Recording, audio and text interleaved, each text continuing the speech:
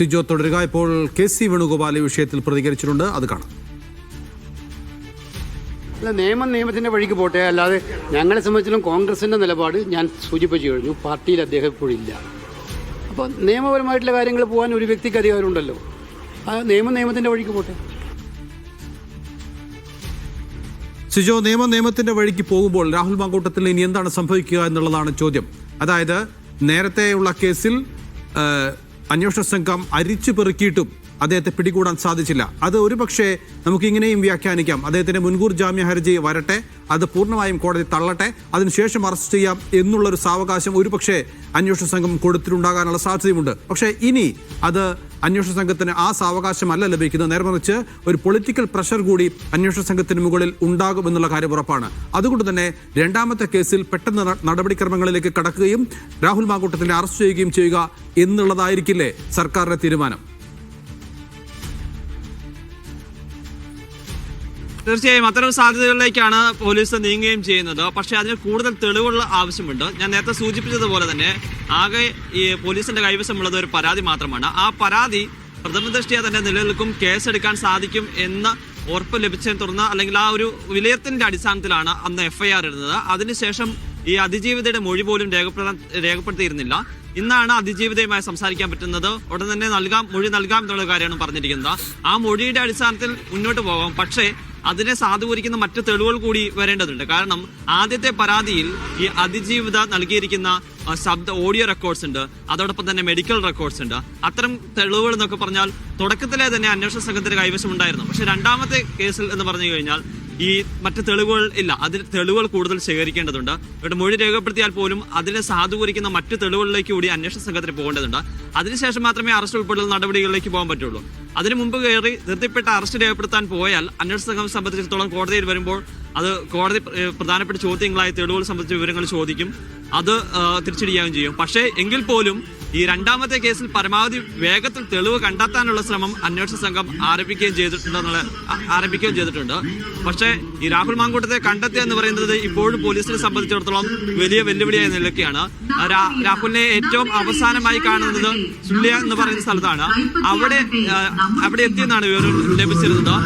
അവിടെ വെച്ചാണ് ഈ പ്രശാന്ത് പത്മനാഭൻ കൂടി നമ്മോടൊപ്പം ചേരുകയാണ്. ശ്രീ പ്രശാന്ത് പത്മനാഭൻ, രാഹുൽ മാങ്കൂട്ടത്തിൽ അദ്ദേഹം ആഗ്രഹിച്ചതുപോലെ അദ്ദേഹത്തിന്റെ അറസ്റ്റ് താൽക്കാലികമായി കോടതി തടഞ്ഞിരിക്കുകയാണ്. നിലവിൽ അന്വേഷണ സംഘം അദ്ദേഹത്തിനായുള്ള തിരച്ചിൽ ഊർജിതമായി നടത്തുകയും ചെയ്യുന്നുണ്ട്. പുതിയൊരു കേസ് അദ്ദേഹത്തിനെതിരെ വരികയും ചെയ്യുന്നു. അതിൽ മൊഴിയെടുപ്പ് കാര്യങ്ങളിലേക്കൊക്കെ മുന്നോട്ട് പോവുകയും ചെയ്യുന്നു. അന്വേഷണ സംഘത്തിന് രാഹുൽ മാങ്കൂട്ടത്തിനെ അറസ്റ്റ് ചെയ്യാൻ അല്ലെങ്കിൽ പിടികൂടാൻ ഇനി എന്താണ് മുന്നിലുള്ള വഴി? അറസ്റ്റ് ചെയ്യാൻ എന്നുള്ളത് അത്യാവശ്യ ഘട്ടങ്ങളിൽ മാത്രമേ ആവശ്യമുള്ളൂ. എപ്പോഴും എല്ലാ കേസിലും അറസ്റ്റ് ചെയ്യരുത് എന്നാണ് സുപ്രീം കോടതി ജസ്റ്റിസ് കൃഷ്ണയുടെ സമയം മുതൽ പറഞ്ഞിരിക്കുന്നത്. കഴിവതും ബെയിൽ കൊടുക്കുക. ബെയിൽ തടയുന്നത് ഏതെങ്കിലും കാരണവശാല് സാക്ഷികളെ സ്വാധീനിക്കുകയോ തെളിവ് നശിപ്പിക്കുകയോ ഒക്കെ ചെയ്യുന്ന സാഹചര്യത്തിൽ മാത്രമേ ബെയിൽ കൊടുക്കാതിരിക്കാവൂ എന്നാണ് ജസ്റ്റിസ് കൃഷ്ണയുടെ പണ്ടേ പറഞ്ഞിരിക്കുന്നത്. അത് സുപ്രീം കോടതി കുറെ നാളായിട്ട് മറന്നിരിക്കുകയായിരുന്നു. ഈയിടെ ചീഫ് ജസ്റ്റിസ് ഗവായി അത് പല പ്രാവശ്യം ഓർമ്മിപ്പിച്ചിരുന്നു. അപ്പം ഈ ഒരു കേസിനകത്ത് ഹൈക്കോടതിയുടെ പരിഗണനയിൽ ഇരിക്കുന്ന കേസായതുകൊണ്ട് ഭരണഘടനാ കോടതി എന്നുള്ള അധികാരം ഉപയോഗിച്ച് ജസ്റ്റിസ് ബാബു എന്ന് പറഞ്ഞത് ഈ കേസിന് പ്രഥമ ദൃഷ്ട്യ ഒരു കൺസെൻഷ്യൽ റിലേഷൻ ആയിരുന്നു ആ സ്ത്രീയുമായിട്ട്. അതുകൊണ്ട് കോടതിയുടെ പരിഗണനയിൽ ഇരിക്കുമ്പോൾ തൽക്കാലം രാഹുൽ മാങ്കൂട്ടത്തിനെ അറസ്റ്റ് ചെയ്യരുത് എന്നാണ് പറഞ്ഞത്. അതിനുശേഷം ഡിസംബർ 15 വെച്ചിരിക്കുകയാണ്. മറ്റേ കേസ് അതിന്റെ വഴിക്ക് പോകും. രണ്ട് കേസിലും അന്വേഷണ ഉദ്യോഗസ്ഥരുടെ ചോദ്യം ചെയ്യലിന് ഹാജരാകാനും കാര്യങ്ങൾ സഹകരിക്കാനും ഒക്കെയുള്ള ബാധ്യത പ്രതിക്കുണ്ട്. ഏതൊരു പൗരൻ എന്നുള്ളതുപോലെ രാഹുൽ മാങ്കൂട്ടത്തിനും ആ നിയമപരമായ ബാധ്യതയുണ്ട്.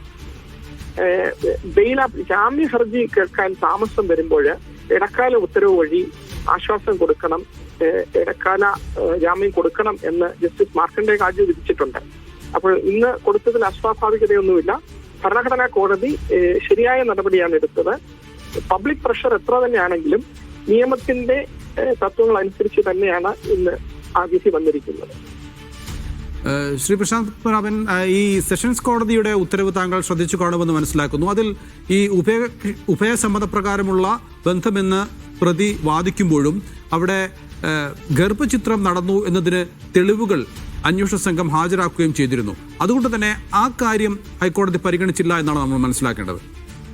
അങ്ങനെയല്ല, ഈ ബെയിൽ കൊടുക്കുന്ന വേളയിൽ ആദ്യത്തെ സമയത്ത് അത് പ്രഥമ ദൃഷ്ടിയ കാണുന്ന കാര്യങ്ങളാണ് കോടതി പരിഗണിക്കുന്നത്. അതില് സെഷൻസ് കോടതിയുടെ ഉത്തരവിൽ വളരെ വ്യക്തമായിട്ട് പറയുന്നുണ്ട്, ഈ സ്ത്രീക്ക് പോലും ഒരു പ്രോമിസ് ടു മാരി, വിവാഹം കഴിച്ചോളാം എന്നൊരു വാഗ്ദാനം കൊടുത്തു എന്നൊരു കേസ് ഇല്ല. ആകെ ഉള്ളത് റേപ്പ് എന്നുള്ള അലിഗേഷനാണ്. ആദ്യമേ കൺസെൻഷ്യൽ ആയിരുന്നു, പിന്നീട് കൺസെൻഷ്യൽ അല്ലാതെ റിലേഷൻ ഉണ്ടായി എന്നാണ് പറയുന്നത്. പക്ഷെ അതും സെഷൻസ് കോടതി കണ്ടെത്തിയത് അങ്ങനെ ഇതുവരെയുള്ള തെളിവുകൾ കണ്ടിട്ട് അങ്ങനെ തോന്നുന്നില്ല.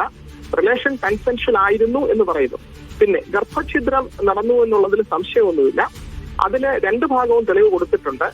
അതില് ഗർഭഛിദ്രത്തിന് വേണ്ടി നിർബന്ധിച്ചു എന്നുള്ള വാദത്തില് പ്രതി കൊടുത്ത തെളിവുകള് ഇല്ല. അതില് ചോദിച്ചിരുന്നു, ഇതില് ഗർഭഛിദ്രം നടത്താൻ ഇവര് പല പ്രാവശ്യം ചർച്ച നടത്തിയതിന് തയ്യാറായി എന്നാണ് പറയുന്നത്. സെഷൻസ് കോടതി പ്രാഥമികമായിട്ട് കണ്ടെത്തിയത് അപ്പോഴും അതിനകത്ത് ഒരു നിർബന്ധം ഇത് ചെയ്യണമെന്നുള്ള ഒരു നിർബന്ധം പ്രതിയുടെ ഭാഗത്തുനിന്ന് ഉണ്ടായിട്ടുണ്ട്. അതുകൊണ്ട് ആ കേസ് നിൽക്കുമായിരിക്കും എന്നുള്ളതാണ്. അതൊരു പ്രഥമ ദൃഷ്ടിയുള്ള കണ്ടെത്തലാണ്, അത് ഫൈനലല്ല. ഒരു സംശയം കൂടി ചോദിച്ചോട്ടെ. ഇപ്പോൾ ഒരു കേസിൽ അദ്ദേഹത്തിന് മുൻകൂർ ജാമ്യം ലഭിച്ചില്ല, അറസ്റ്റ് തടഞ്ഞിരിക്കുന്നു കോടതി.